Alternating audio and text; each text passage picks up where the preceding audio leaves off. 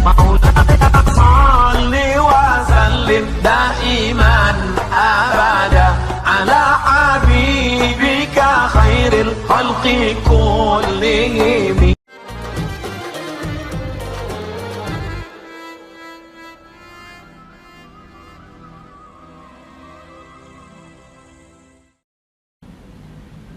Baik, terima kasih Pak Kiai.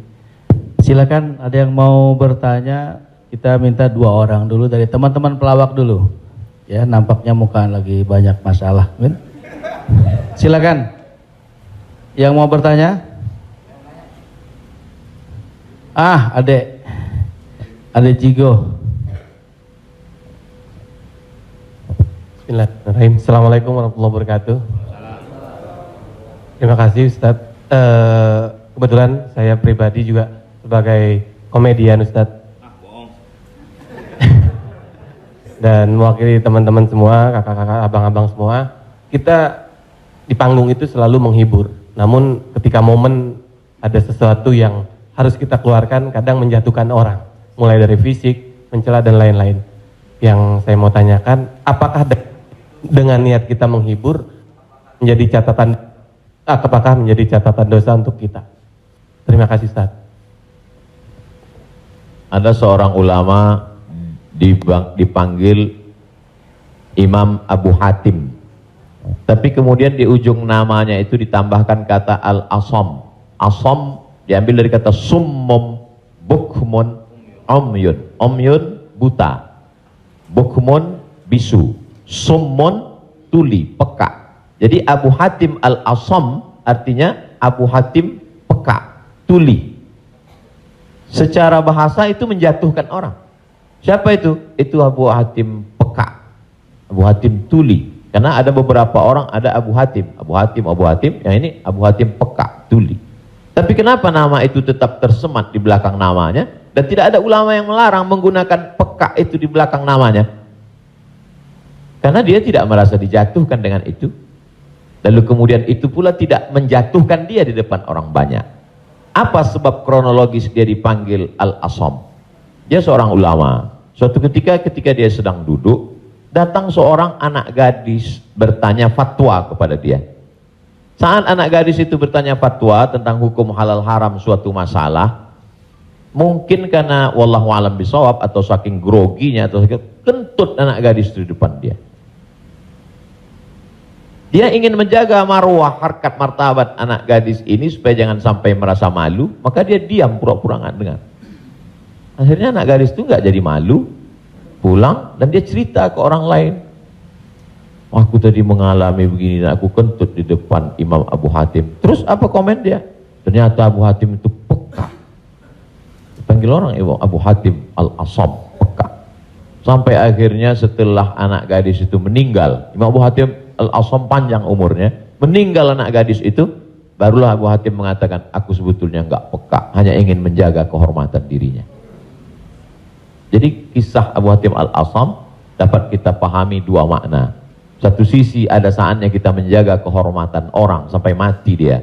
Tapi ada satu sisi kalimat yang nampaknya menjatuhkan sebenarnya tidak menjatuhkan selama kita masih saling paham, saling memahami, saling mengerti. Ada kata-kata yang mungkin kita gunakan tapi menjatuhkan dia. Padahal sepertinya pujian. Tapi ada kata-kata yang sepertinya. Jadi kalau sudah saling memahami, orang pun mengerti, maka dia tidak menjadi suatu celaan. Ya ayyuhalladzina amanu, hai orang beriman, ijtanibu katsiran minadh-dhann, jauhilah prasangka buruk, inna ba'dadh-dhanni itsmun, wala tajassasu, jangan mencari-cari kesalahan orang, wala yaghtab ba'dukum ba'dha, jangan ribah membicarakan aib orang lain, la talmizu bil alqab, janganlah kamu menggunakan gelaran-gelaran yang jelek. Bukankah tuli itu gelaran yang jelek? Iya.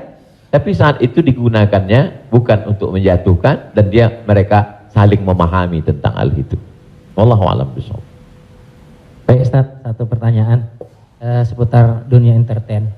Ketika orang memerankan misalnya, mohon maaf lahir batin, main film seks. Selama film itu diputar terus, sementara orangnya udah hijrah. Dan saat ini film itu diputar, itu jariahnya seperti apa tuh Ustaz? Nah, ini mohon maaf lahir batin Ustaz. Hah? Nonton sama bini gue berdua.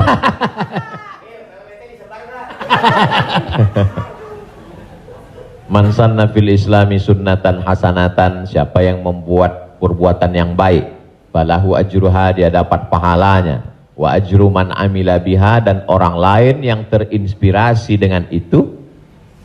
Jadi kalau Paski membuat rumah tahfiz, lalu kemudian komunitas-komunitas yang lain terinspirasi dengan itu, maka dapat pahala min ghairi an yanqusa min ujurihim syai'un. Pahala mereka tidak berkurang, sama-sama dapat 100 mim ba'dih, setelah mati. Itu kalau yang baik. Bagaimana dengan yang tidak baik seperti yang tadi?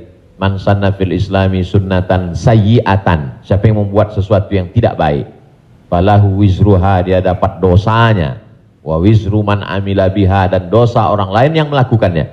Setiap ada terjadi pembunuhan di dunia ini, maka Kabil dapat royalti karena dia yang pertama kali melakukannya.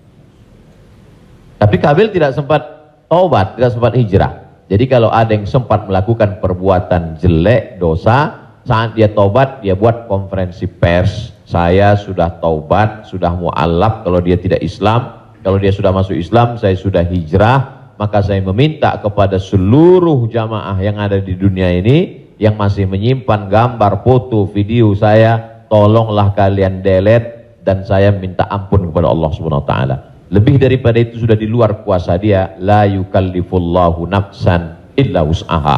Allah tidak membebani orang lebih daripada usahanya.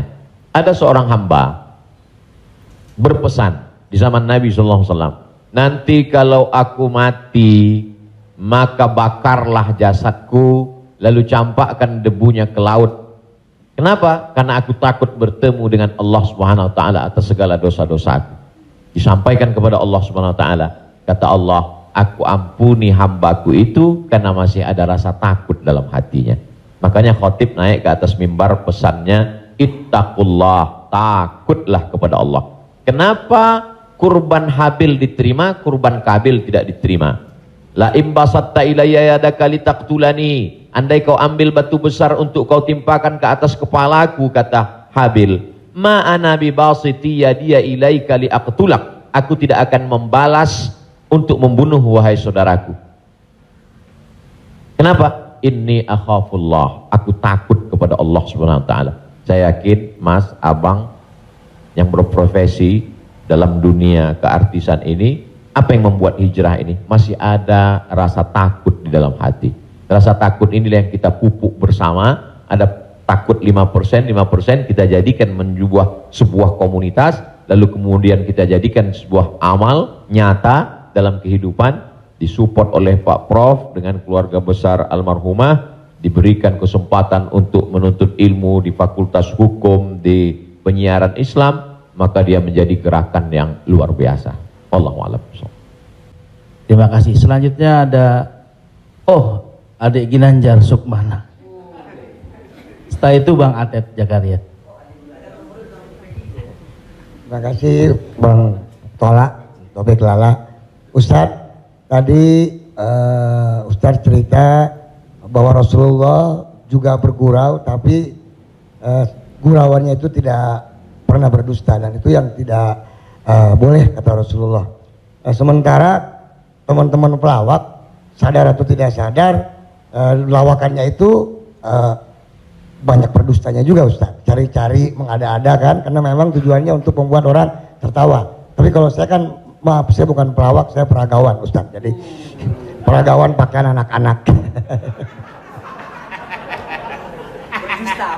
Jadi saya dengar dusta kan gitu ya, contohnya kayak tadi gitu, atau Bopak umpamanya dia mengatakan dirinya ganteng, dia cerita bahwa banyak cewek yang suka sama dia, itu kan berdusta Ustaz. Iya kan? Fitnah kan? Kita Willy. Enggak, tapi kalau soal ketampak. Jadi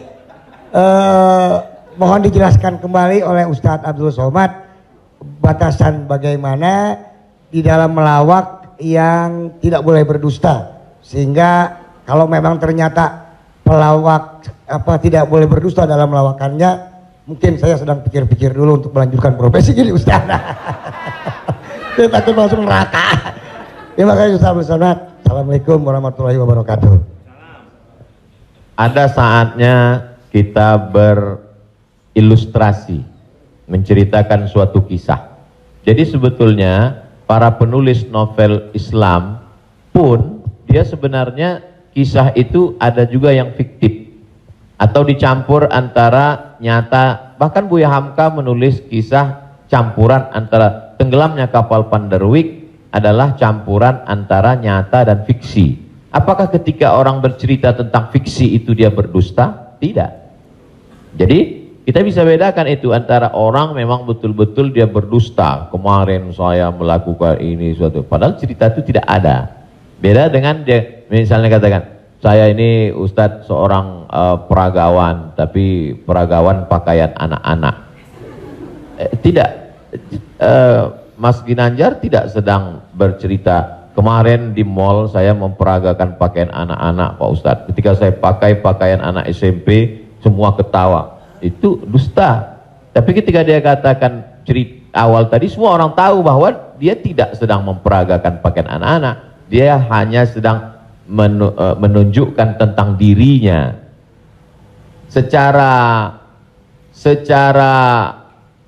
sebenarnya di balik kalimat itu Mas Ginanjar sedang menjatuhkan dirinya di hadapan orang lain. Kan? Dan kita tertawa dengan dia menjatuhkan dirinya. Mohon maaf. Bahwa beliau mengatakan fisik saya seperti anak-anak dan saya andai pun menjadi peragawan hanya sesuai memperagakan pakaian anak-anak. Hari ini orang tidak menjatuhkan dirinya, dia menjatuhkan orang lain, menjatuhkan tokoh agama, menjatuhkan ustadz. Ada suatu kesalahan dalam cara dia berpikir. Bahwa beliau menjatuhkan dirinya, dia tidak usah. Karena dia tapi dia tidak sedang berbohong. Dia hanya sedang bercerita. Insya Allah penjelasan saya itu bisa dipahami. Yang tidak bisa itu adalah ketika orang seolah-olah dia bercerita, dia kemarin saya menjadi sebuah cerita seakan-akan orang mengatakan dia nyata, padahal sebetulnya hanya bohong belaka supaya orang tertawa. Itu yang dilarang oleh Nabi Muhammad Sallallahu Alaihi Wasallam. Wallahu a'lam. Baik, Assalamualaikum warahmatullahi wabarakatuh. Nama saya Ted Zakaria Ustaz. Saya pernah ketemu Ustaz di airport waktu itu mau berangkat umroh. Yang saya ingin mohon penjelasan dari Ustadz. Sekarang ini banyak pelawak-pelawak yang ikut ceramah juga. Pelawak sekarang ini dibutuhkan di mana-mana buat ikut ceramah. Padahal kalau kita lihat pelawak itu kemampuannya sangat minim, bahkan sudah menjual dengan harga yang mahal. Mohon penjelasannya Pak Ustadz, di mana bolehkah seorang pelawak itu melucu atau melawak di dalam satu ceramah? Nah, kita lihat yang namanya pelawak ini sekarang menjadi daya tarik sebelum ustadznya yang asli itu datang. Saya sendiri umpamanya berapa kali ngikut Raja Dangdut kemana, saya jadi bemper biasa di depan, tapi saya mengingat bahwa ilmu saya belum sampai ke situ, tapi saya memaksakan diri untuk menarik. Saya sadar bahwa ilmu saya belum seberapa untuk ke masyarakat yang penuh itu. Mohon penjelasannya Ustaz. Terima kasih. Assalamualaikum warahmatullahi wabarakatuh. Waalaikumsalam warahmatullahi wabarakatuh. Bedakan antara da'i dengan alim fatwa. Da'i dia mengajak orang ke jalan Allah. Sedangkan alim yang mengeluarkan fatwa, dia adalah orang yang berijtihad. Apakah dia berijtihad sendiri mengambil dari Quran, sunnah, ijma', qiyas, syar'u man qablana, saddu zara'i, qalu sahabi, istihsan, istishab, urf, atau dia membaca fatwa ulama lalu dia sampaikan dengan kemampuan dia baca kitab kuning. Jadi jangan kita pukul rata. Jadi jangan nanti ketika ada di antara sahabat-sahabat dari Paski mengajak orang sholat, ngajak puasa sunat, lalu kemudian di antara kita, ngapain ente ngajak-ngajak saya sholat? Ente kan bukan ustadz. Padahal mengajak orang berbuat baik adalah kewajiban kita semua. Nahnu du'an qabla kulli syai'. sebelum jadi apapun, tugas utama kita adalah mengajak orang berbuat baik. Kuntum khaira ummah, kalian umat yang terbaik. Kapan kita menjadi umat yang terbaik? 3. Ta'muruna bil ma'ruf, ajak orang buat baik. Wa tanhauna 'anil munkar, larang orang buat mungkar. Wa tu'minuna billah, beriman kepada Allah. Jadi kalau hanya sekedar ngajak orang sedekah, ngajak donasi buat rumah tahfiz, ngajak ngumpulin beras untuk santunan yatim fakir miskin, maka pelawak boleh, penyanyi boleh, polisi boleh, siapapun. Karena itu tugas sebagai seorang muslim, amar ma'ruf nahi mungkar. Yang tidak benar itu adalah ketika dia sudah dianggap sebagai ustadz dan ditanyakan suatu masalah dan dia terdesak, akhirnya dia bicara padahal dia tidak mengerti. La taqfu ma laisa laka bihi ilmun. Jangan kamu bicara pada sesuatu yang kamu tidak tahu. Inna sam'a, telinga, wal basar, mata, wal fuad, hati dan pikiran, kullu ulaika kana anhu mas'ula, kau akan disoal, kau akan ditanya, diminta pertanggungjawaban di hadapan Allah Subhanahu wa taala. Jadi kalau abang, mas diajak dalam acara dakwah sebagai pengantar supaya masyarakat mau mendengar, supaya ramai, hadirilah tablik akbar Ustadz Fulan bersama grup Paski untuk sebagai pengantar 5-10 menit, silakan. Tapi setelah itu nanti Ustadz bicara, pas tanya jawabnya serahkan ke Ustadz. Nah, jadi selama tetap kita menjaga. Jadi kalau diibaratkan rumah makan di airport, ini penyanyi, artis, ustadz itu sama seperti yang memanggil penumpang supaya mau masuk ke rumah makan.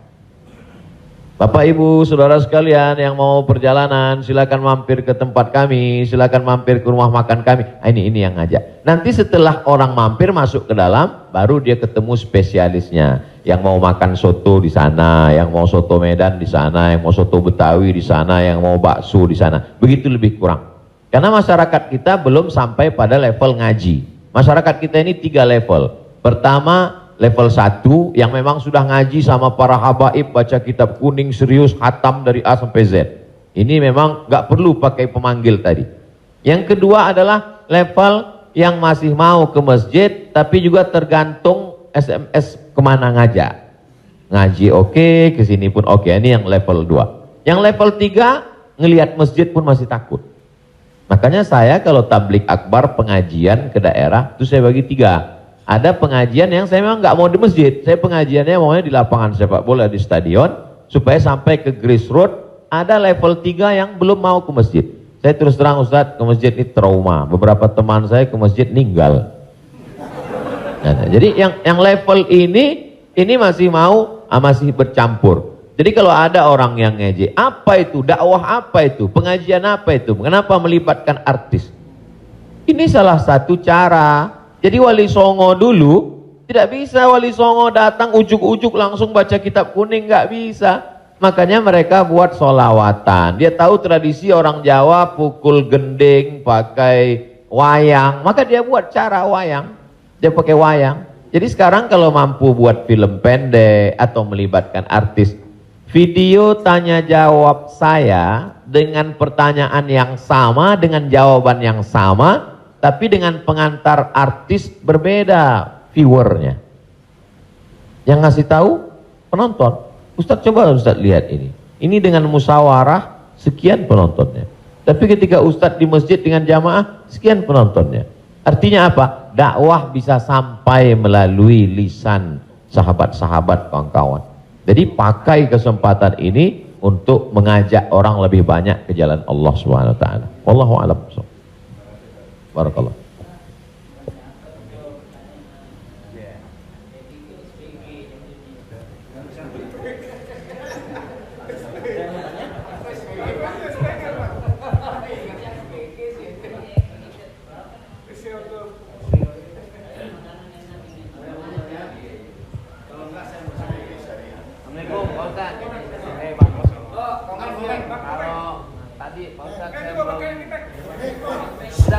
Udah Pak.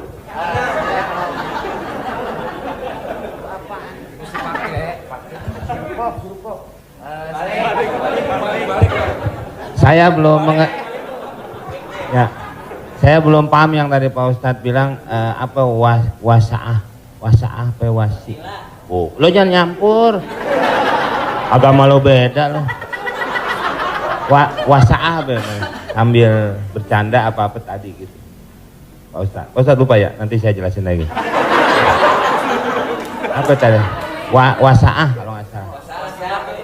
Nggak tahu, wa ujang adanya kali. Ya Pak Ustadz. Ya itu. Wasilah. Bukan. Wasa'ah pe wasi'ah.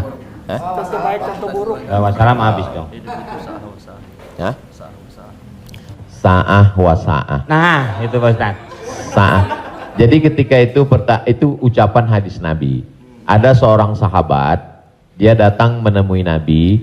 Kenapa ketika kami duduk bersamamu ya Rasulullah di dalam Masjid Nabawi, di majelis ilmu, kami merasa dekat dengan Allah. Kami merasa takut kepada Allah. Tapi ketika kami pulang ke rumah, ketemu dengan anak istri bersenda gurau, kok rasanya beda.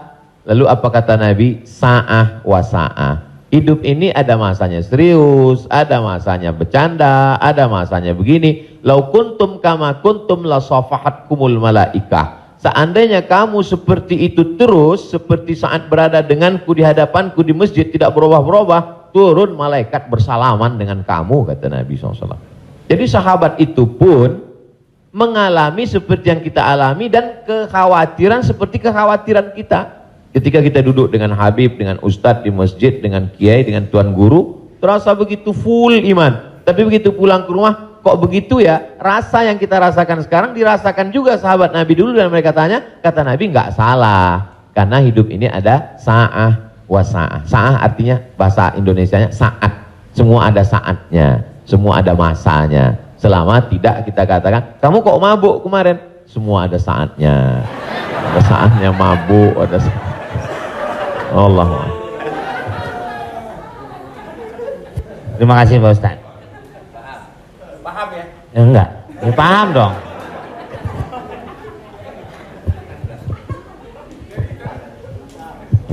Mungkin dari sini ada.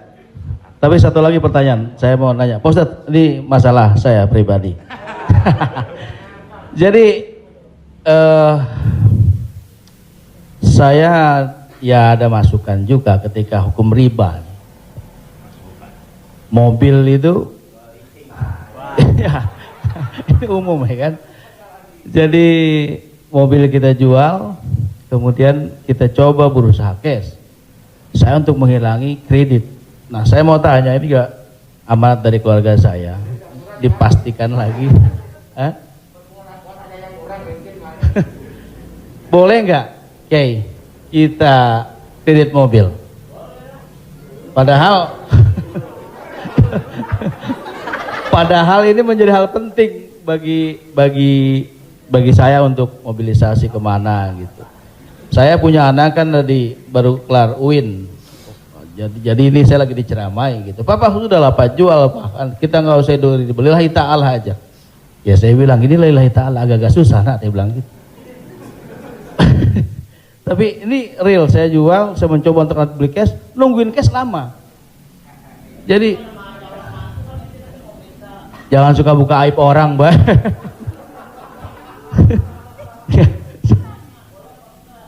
Ya, udah tadi ini dulu belum kelar. Jadi boleh nggak saya riba, Oke. Boleh nggak kredit mobil itu?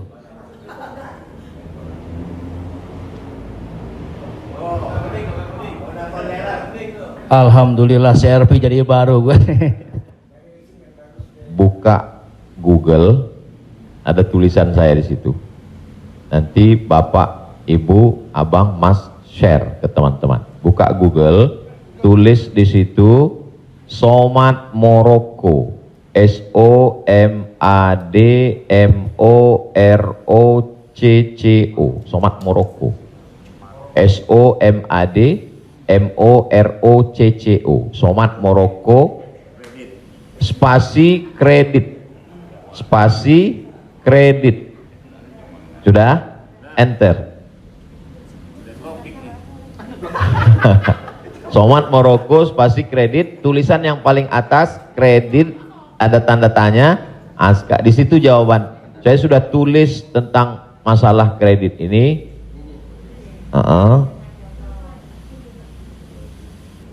Di situ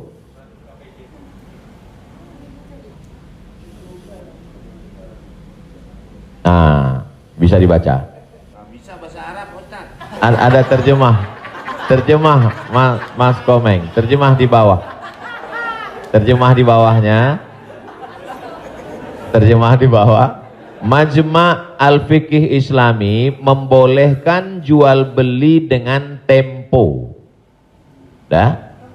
Membolehkan jual beli dengan tempo, jangka waktu garis miring kredit pada konferensi ke-6 yang dilaksanakan di Jeddah pada tahun 1990 dalam keputusan tersebut. Jadi jual beli dengan tempo kredit itu boleh. Bawah, ini penjelasannya. Yang bawah langsung bahasa ke jawaban. Jual beli kredit itu tidak ada keberatan di dalamnya, boleh jika waktu dan tambahannya diketahui. Dibayar dalam waktu 2 tahun. Dibayar dalam harga 200 juta. Dicicil 1 bulan 15 juta misal, 10 juta, 12 juta. Meskipun harga kredit lebih mahal daripada kontan. Karena penjual dan pembeli sama-sama mendapat manfaat. Penjual mendapat manfaat tambahan harga dan pembeli mendapat manfaat tempo jangka waktu. Disebutkan dalam Sahih Al-Bukhari. Apakah di zaman Nabi ada kredit? Ada. Dalam Sahih Bukhari, Sahih Muslim, bahwa barirah itu manusia. Waktu itu masih boleh jual manusia, hamba sahaya. Bahwa barirah dijual oleh tuannya dengan cara kredit selama 9 tahun. 1 tahunnya dibayar 40 dirham. Ini menunjukkan bolehnya jual beli kredit. Kesimpulannya, uang dengan barang boleh, tapi uang dengan uang riba. Prof, saya pinjam uang 200 juta. Nanti saya bayar 220. Haram, riba. Tapi ketika saya beli mobil, Prof, saya cicil tiap bulan, maka lunas dalam waktu 1 tahun, itu tidak riba karena akadnya uang dengan barang. Yang jadi masalah ketika kita pergi ke dealer untuk beli mobil, kita katakan kita tidak punya uang cash, dia tidak mau langsung transaksi dengan dia, tapi dia akan libatkan pihak ketiga, penyedia keuangan. Pada akhirnya transaksi kita adalah uang dengan uang. Uang dengan uang, bukan uang dengan barang. Lalu apa solusinya? Pergi ke bank syariah. Kenapa di bank syariah uang dengan barang? Assalamualaikum, waalaikumsalam. Bank syariah, saya mau beli mobil. Terus mau pinjam uang. Kata bank syariah, kami tidak melayani peminjaman uang dengan uang, karena uang dengan uang berbunga haram. Bapak sebetulnya mau beli apa? Mau beli mobil. Kata orang bank syariah, mobilnya kami beli. Bank syariah membeli mobil. Setelah itu bank syariah menjual mobil itu ke kita, maka akadnya kredit sama seperti barirah dibeli pada zaman Nabi, kredit 9 tahun. Jadi akadnya adalah uang dengan barang. Begitu. Allahu a'lam. Ya alhamdulillah. Beli lagi, saya lebih kembali lagi pakai syariah. Selanjutnya siapa yang mau bertanya? Silakan umum sekarang. Bang Dery mau nanya? Oh, yang ibu-ibu aja, ibu-ibu. Pak.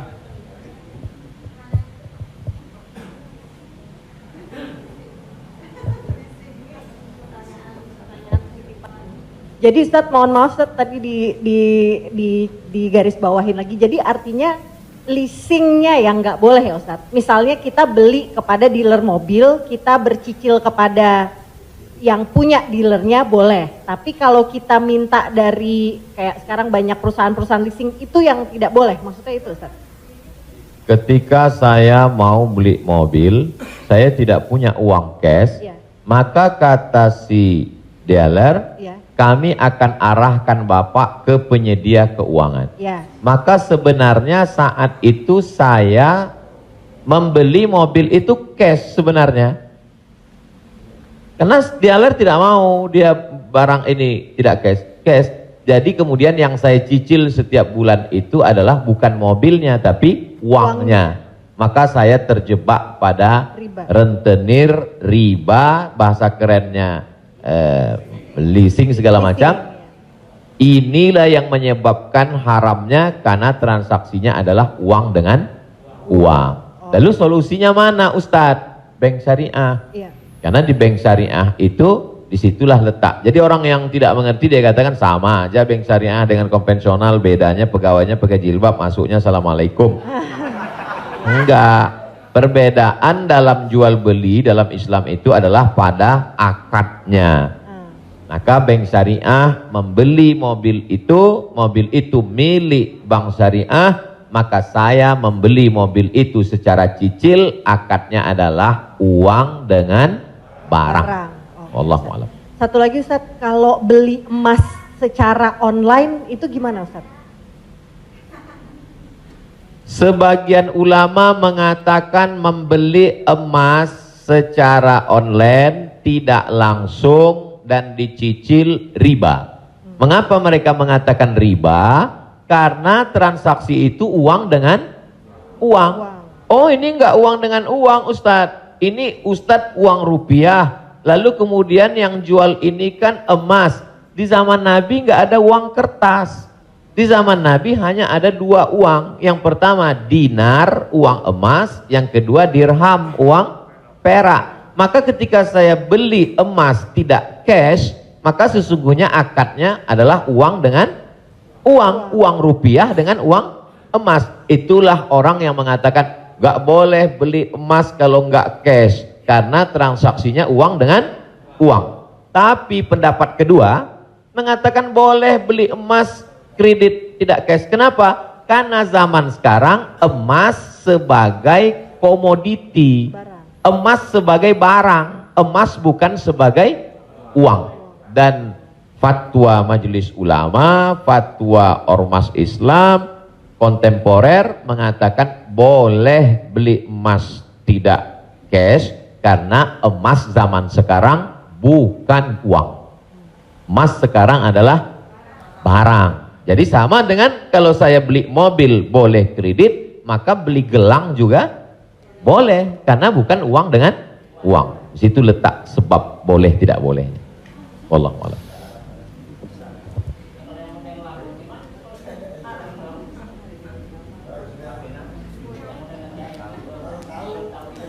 Yang sudah banyak-banyak taubat nasuha, sholat sunat, istighfar. Kalau sedang dalam proses bisa dibom, ada aset yang bisa dijual untuk ngebom supaya selesai, jual lah. Tapi kalau ini aset pokok tidak boleh jual rumah karena rumah pokok, sama seperti makan. Ini kalau saya jual aset ini saya bom meledak semua Ustadz. Ini Hiroshima Nagasaki hancur semua. Maka nggak boleh. Azam tekad dalam hati, saya mencari nafkah, saya lunasi sampai habis, nanti setelah ini saya tobat berhenti. Tapi kalau bisa jual satu petak ini lalu ditutup ini, lakukanlah untuk melepaskan diri dari riba. Karena riba itu 5 ancamannya. Yang pertama, alladzina ya'kuluna riba la yaqumuna illa kama yaqumul ladzi yatakhabbathu syaitanu minal mas. Orang yang makan riba nanti bangkit dari kubur ketika di padang mahsyar seperti orang kerasukan setan. Yang kedua, ayyuma lahmin nabata min haramin fannaru aula bih. Setiap daging di badan tumbuh dari yang haram, maka tempatnya api neraka jahanam. Yang ketiga, orang kalau dia makan haram, maka doanya tidak dikabulkan Allah. Mat'amuhu haram, makanannya haram. Mashrabuhu haram, minumannya haram. Malbasuhu haram, pakaiannya haram. Wa ghuziya bil haram, dia diberi makanan haram. Anna yustajabulah, apakah mungkin doanya dikabulkan Allah? Yang ketiga, yang keempat, nasiyatin kazibatin khati'ah. Ubun-ubun, penipu, pembohong, pelaku dosa. Padahal yang berdosa itu tangan, yang berdosa itu mulut. Kenapa dikatakan ubun-ubun? Karena ternyata ada otak bagian depan yang selalu kita usap ketika sedang wudu. Disitulah pemikir. Otak ini berpikir ketika dia dapat semprotan darah. Darah itu menyembur dari jantung. Darah itu dari makanan. Sepiring makanan riba berubah menjadi setetes darah, disemburkan oleh jantung naik ke otak, isi otak haram, maka bawaannya mau haram saja. Gara-gara riba. Heran saya ini Pak Ustadz, kenapa pikiran saya ini mau haram saja? Sebabnya gara-gara makan riba. Yang terakhir, yang kelima adalah tidak ada keberkahan. Hidup ini yang kita cari berkahnya. Makanya ketika anak lahir yang didoakan berkah. Barakallahu laka fil mauhub. Ketika orang menikah yang didoakan berkah. Barakallahu lakuma wa baraka alaikuma. Ketika ketemu yang didoakan berkah. Assalamualaikum warahmatullahi wabarakatuh. Ketika makan yang diminta berkah. Allahumma barik lana. Wallahu a'lam.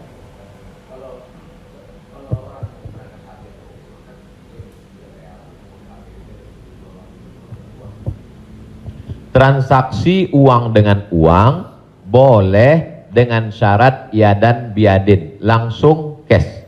Maka ketika sampai di Makkah, saya keluarkan uang rupiah, saya katakan saya mau beli rial, langsung cash, boleh. Begitu juga membeli dolar. Saya sampai ke Maroko, saya beli dirham. Maka pemerintah Saudi Arabia tidak akan bisa mengizinkan buka money changer, uang, pertukaran uang ini kalau tidak ada fatwa dari ulama. Mereka amat sangat ketat. Jadi boleh tukar ini selama dia langsung dan cash di tempat itu, langsung jadi. Wallahu a'lam. Ustaz, saya Assalamualaikum. Ustaz, saya mau nanya Ustaz, berkaitan dengan kredit tadi, ada juga selain kredit namanya gadai Ustaz. Gadai. Tahu gadai Ustaz ya? Kalau nggak tahu terus saya jelasin. Biasanya zaman sekarang gini nih Ustaz. Orang punya kendaraan, kemudian karena nggak punya uang digadaikan mobilnya misalnya Ustaz, sama orang itu. Itu termasuk itu riba atau gimana? Kalau gadai seperti itu. Imam yang paling tua di antara imam yang 4 itu namanya Imam Hanafi. Meninggal tahun 150 Hijrah. Suatu ketika dia berdiri di depan rumah orang. Dia ada panas terik, dia berdiri di depan rumah orang. Padahal di depan rumah itu ada atapnya dan ada pohon kayu. Lalu orang bertanya kepada Imam Hanafi, Imam Hanafi, kenapa kamu tidak mau berlindung di bawah atap yang punya rumah itu? Dan kenapa kamu tidak mau berlindung di bawah pohon kayu? Kan lebih baik berlindung daripada kena panas. Apa kata dia? Saya meminjamkan uang pada orang ini dengan sistem gadai, maka saya tidak mau mengambil keuntungan dari dia. Ayyuma lahmin kullu qardin jarra naf'an fahuwa riba. Setiap gadai pinjaman kalau kita ambil manfaat maka itu berarti riba. Tidak mau bernaung di bawah atap rumahnya karena itu dianggap sebagai manfaat. Jadi manfaat tidak hanya sebagai uang tapi juga manfaat sampai sekecil itu dia menjaga dirinya. Jadi gadai dalam Islam hukumnya boleh tapi jangan ambil manfaat dari gadai. Yang terjadi sekarang adalah orang mengambil manfaat dari gadai. Saya punya uang. Lalu kemudian ada orang mau pinjam uang. Saya tidak percaya dengan dia. Ustadz pinjam uang 100 juta, saya nggak percaya. Kalau Ustadz nggak percaya, ini sawah saya 1 hektar. Ketika dia kasih sawahnya ke saya, maka sawah itu cukup sebagai jaminan. Tapi yang dilakukan orang sekarang adalah sawah itu dia tanam padi, dia ambil hasilnya. Hasilnya itu riba. Maka sekarang orang kaya makin kaya, yang miskin makin miskin. Bagaimana dia mau bisa menebus uangnya, orang sawah dia dipakai terus dan uangnya diambil. Maka yang punya uang makin kaya, yang minjam makin miskin. Padahal dalam Islam mestinya cukup suratnya saja dipegang. Kamu kalau mau garap sawah ini garaplah, nanti bayar hutangmu. Itu akhlak dalam Islam. Akhlak itu yang dihilangkan oleh riba. Riba ini sangat kejam. Allahu a'lam.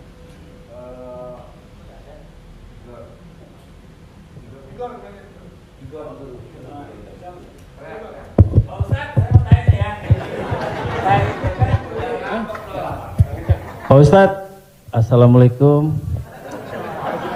Balik. Assalamualaikum warahmatullahi wabarakatuh Pak Ustadz. Saya ini pernah Islam, balik ke Kristen, balik lagi ke Islam lagi. Itu gimana itu ceritanya Pak Ustadz? Innalladzina amanu, beriman, summa kafaru, murtad, summa amanu, kemudian beriman, summa kafaru, murtad, summa zdadu kufran, maka barulah tidak diterima. Jadi kalau Islam, setelah itu dia murtad, balik lagi ke Islam, maka dia diterima. Amanu, summa kafaru, summa amanu, summa kafaru, summa zdadu kufran. Nah, ini baru tidak diterima. Nah, sebab itu mudah-mudahan Bang Tigor istiqomah dalam iman dan Islam.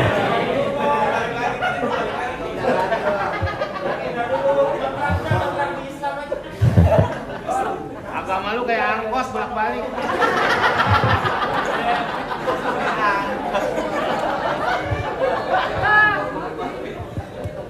Tapi saya sudah tetap sekarang. Amin. Ya Allah. Saya udah umroh Ustaz. Jadi Ya Allah. Jadi balik Bang, ke jalan yang benar. Insya Allah. Jadi Bang Taufik, kajian paski mungkin kerjasama dengan musyawarah supaya terus, atau kalau tidak ingin satu majelis, ustadznya nanti setelah di sana pagi misalnya, sore di paski. Kemudian ngaji ini, kalau sekedar ngaji kita nggak ada tantangan, mesti ada sosialnya. Misalnya ngumpulin beras. Jadi saya sendiri tidak hanya sekedar ngaji, saya khususkan hari Jumat kedua setiap bulan, saya di Pekanbaru, hari Jumat khutbah Jumat, habis itu bagi beras ke masyarakat pelosok yang sulit. Lalu siapa yang menjadi relawannya?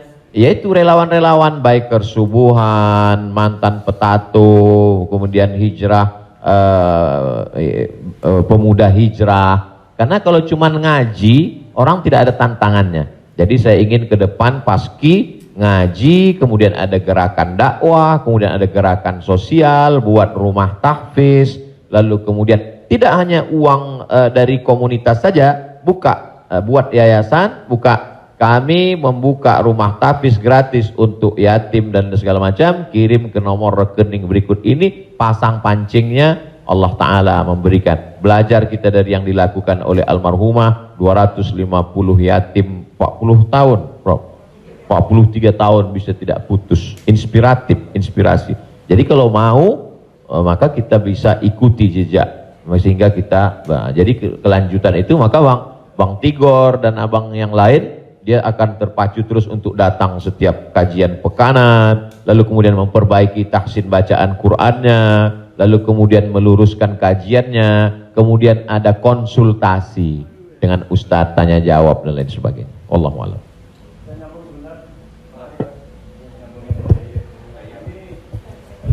Ada warisan. Karena kalau kita dengar dalam kalau kita melayat, sering orang bilang kalau almarhum atau almarhumah punya utang piutang berhubungan dengan keluarga, sedangkan kita nggak tahu bahwa itu adalah riba, apakah termasuk warisan itu dosanya? Terima kasih. Tidak boleh harta warisan dibagi sebelum dilakukan dua hal. Yang pertama, mim ba'di wasiyatin, keluarkan wasiat. Wasiat hanya sepertiga total harta. Jadi kalau dalam surat wasiatnya, aku wasiatkan ruko ini untuk sekolah tahfiz. Total harga ruko 1 miliar. Sedangkan harta dia cuma 2 miliar. Maka yang jatuh menjadi wasiat hanya 666 juta. Sedangkan sisanya dibagi kepada ahli waris. Pertama, keluarkan wasiat, sepertiga paling banyak. Setelah keluar wasiat, mim ba'di wasiyatin yusa biha au dain. Dain, bayarkan hutangnya. Jadi kalau ada orang meninggal, hutangnya dibayarkan dari harta warisan. Jadi kalau harta warisan habis, apakah anak wajib membayarkan hutang bapaknya? Tidak. Anak hanya wajib membayarkan hutang almarhum dari harta yang dia tinggalkan. Adapun kalau si anak mau berbakti kepada orang tuanya, dia bayarkan, baik. Tapi dia tidak punya kewajiban, dia bayarkan dari harta dirinya sendiri. Jadi makanya kadang kita baca, jangan beli ruko ini bermasalah. Di mana letak masalahnya? Karena ruko itu dibagi sebelum hutang dibayar. Muncul masalah. Sebetulnya ruko itu bukan milik anak-anaknya, tapi milik piutang, milik orang yang dulu pernah dipinjam uangnya. 2 keluarkan, baru bagi harta warisan. Allahu a'lam.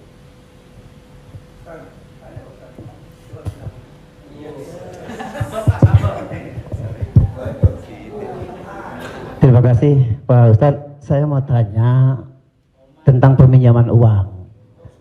Saya misalnya meminjamkan uang kepada seseorang, tapi dia nggak mau ganti. Nah terus kita nggak mau nagih karena takut menjadi sebuah permusuhan. Kan ada peribahasa memberikan pinjaman hutang itu sama juga menanamkan musuh. Nah bagaimana hukumnya? Apakah ini harus ditagih sama kita ataukah dibiarkan? Terima kasih Pak Ustadz. Assalamualaikum warahmatullahi wabarakatuh. Waalaikumsalam.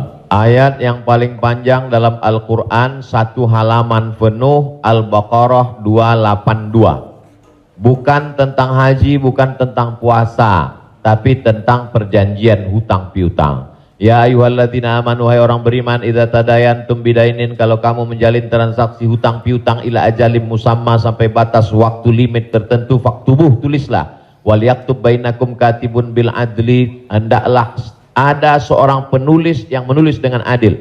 Wastashhidu syahidaini min rijalikum, ada 2 orang saksi. Antadil, kalau tidak ada 2 orang laki-laki, wa maraat, 1 orang perempuan, wa maraatani, 2 orang perempuan. Antadilla ihdahuma fatudzakkira ihdahumal ukhra. Sedetil itu dalam Al-Quran. Jadi kalau saya menagih hutang, sesungguhnya bukan saya sedang mencari musuh, tapi menyelamatkan dia supaya dia dan anak cucunya jangan sampai makan haram. Kalau dia tidak sanggup, ayat yang kedua, fanaziratun ila maisarah, kasih sampai batas waktu dia lapang. Kamu bisa bayar kapan? Insya Allah 1 Mei Pak Ustadz. Tahun berapa? Tahun 2022. Oke, insya Allah Mei 2022 lapang. Tidak juga dia sanggup membayar, lebih banyak minyak kita nagih daripada uang yang mau ditagih. Masuk ayat ketiga, wa antasaddaqu khairul lakum, kamu sedekahkan lebih baik. Aku sudah capek, asam uratku naik, asam lambungku kumat, kau ambil aja lah ini. Wa antasaddaqu khairul lakum, kau sedekahkan lebih baik. Yang menghafal ayat ini yang memberi pinjaman, bukan yang minjam. Sekarang yang menghafal ayat ini yang minjam. Ketika kita tagih, kapan kau bayar? Dibilangnya, wa antasaddaqu khairul lakum, kalau kau sedekahkan lebih baik. Allahu akbar.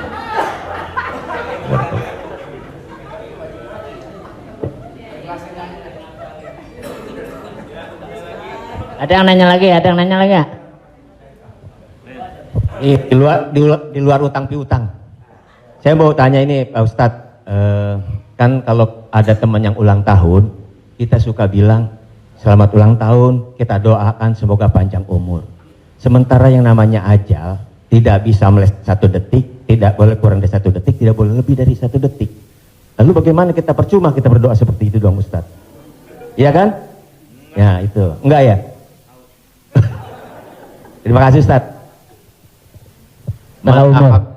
Man ahabba ayyubsata lahu fi rizqihi, siapa yang mau dilapangkan rezekinya, wa yunsa'alahu fi atharihi, mau dipanjangkan umurnya, falyasil rahimahu, hendaklah dia menyambung tali silaturahim. Katanya dengan silaturahim umur bertambah. Padahal dalam ayat Quran, idza jaa ajaluhum, kalau ajal sudah sampai, la yastakhiruna sa'atan, tak bisa ditunda walau sesaat. Wala yastaqdimun, tidak bisa dimajukan oleh saat.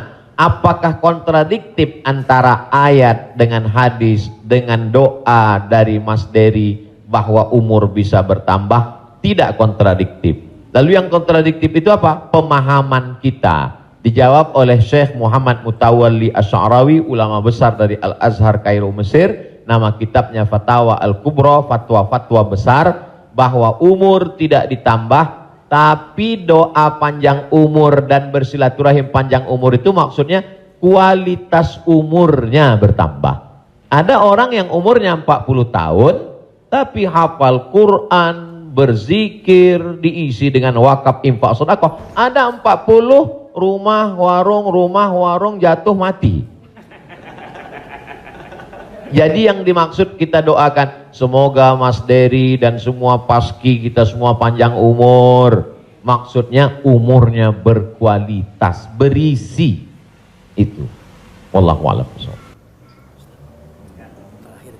Boleh? Ya. Boleh?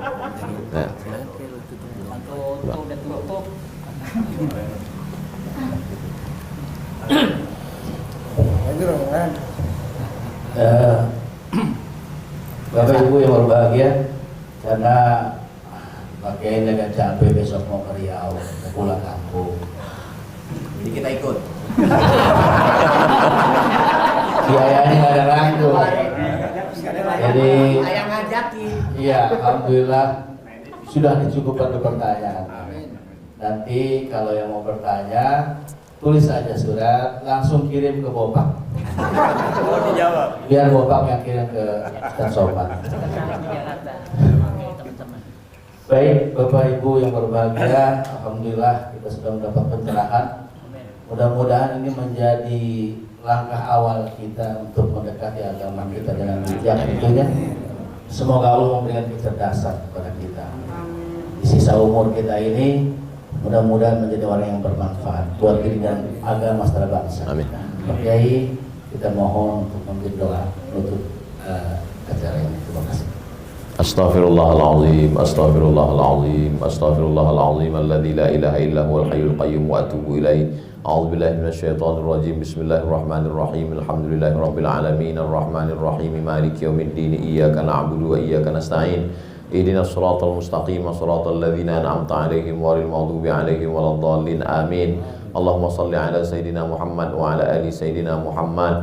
Allahumma 'allimna ma yanfa'una, ajarkan pada kami ilmu yang bermanfaat ya Allah. Wanfa'na bima 'allamtana, yang sudah kami pelajari malam ini jadikan dia menjadi amal saleh ya Allah. Allahumma faqihna fid din, dalamkan ilmu agama kami. Wa 'allimna ta'wil, ajarkan kami pemahaman Al-Qur'an yang benar. Ya muqallibal qulub, engkau yang membolak-balikkan hati, sabbit qulubana, kokohkan hati kami ala dinik, dalam agamamu, ala ta'atik, dalam ketaatan kepadamu. Allahumma a'inna, tolong kami, ala zikrika, supaya hati kami senantiasa berzikir mengingatmu, wa syukrika, selalu bersyukur kepadamu, wa husni ibadatik, selalu beribadah dengan ibadah yang terbaik. La tada'lana zamban illa ghafartah, wa la aiban illa satartah. Aib cacat kami banyak, tutupi dari hadapan manusia, dan tutupi pula ketika kami menghadapmu nanti ya Allah. Wala maridhan illa syafaitah, ada saudara kami yang sakit, angkat penyakitnya, sehatkan ya Allah. Wala mayitan illa rahimtah, yang sudah meninggal dunia mendahului kami, lapangkan kuburnya ya Allah. Wala hajatan min hawaijid dunya wal akhirati laka ridha wa lana fiha salah, segala hajat dunia, hajat akhirat baik bagi kami dan engkau ridha, illa qadaitaha wa yassartaha, mudahkanlah ya Allah. Rabbana hablana minas salihin, jadikan anak kami anak-anak yang soleh dan solehah, min huffazil Quran wal hafizat, bukakan pintu hati mereka untuk menjadi penghafal Al-Quran. Minal mujahidina fi sabilika bi amwalihim wa anfusihim, mereka akan menolong agamamu dengan harta, nyawa dan kekuasaan yang kau titipkan di tangan mereka. Allahumma khtim lana bi husnil khatimah, tutup umur kami dengan husnul khatimah. Allahumma ja'al akhira kalamina inda intihai ajalina, ketika ajal kami sampai, saat malaikat maut mencabut nyawa kami ingin kalimat terakhir yang keluar dari mulut kami, la ilaha illallah Muhammadur Rasulullah sallallahu alaihi wasallam. Allahumma ja'alna minal mutahabbina bijalalik, sebagaimana hari ini kami berkumpul berkasih sayang karena engkau, maka kumpulkanlah kami di surga bersama Nabi Muhammad sallallahu alaihi wasallam, sahibul bait, yang sudah menyediakan rumahnya, makanannya, segala kebaikan, tak sanggup kami membalasnya. Ajzihim jaza'al hasanah, berikanlah mereka balasan yang baik ya Allah. Allahumma jama'na ma'ahum ma'al habibil mustafa fi jannatikal ula. Satukan kami dalam surga jannatul firdaus bersama Nabi Muhammad sallallahu alaihi wasallam. Rabbana atina fid dunya hasanah wa fil akhirati hasanah wa qina adzabannar. Wa sallallahu ala sayyidina Muhammad wa ala alihi wa sahbihi wasallam. Walhamdulillahi rabbil alamin. Taqabbalallahu minna minkum taqabbal ya karim. Saya ucapkan banyak terima kasih kepada keluarga besar almarhumah Profesor Dr. Hajah Tuti Alawiyah, tak dapat saya sebut satu persatu. Saya ucapkan banyak terima kasih kepada Paski. Malam ini amat sangat berbahagia, senang bisa saya bertemu dengan orang-orang yang selama ini saya senangi hiburannya, candanya, gurauannya. Mudah-mudahan Allah panjangkan umur mereka insyaallah. Jazakumullah khairul jaza. Wassalamualaikum warahmatullahi wabarakatuh. Waalaikumsalam warahmatullahi wabarakatuh.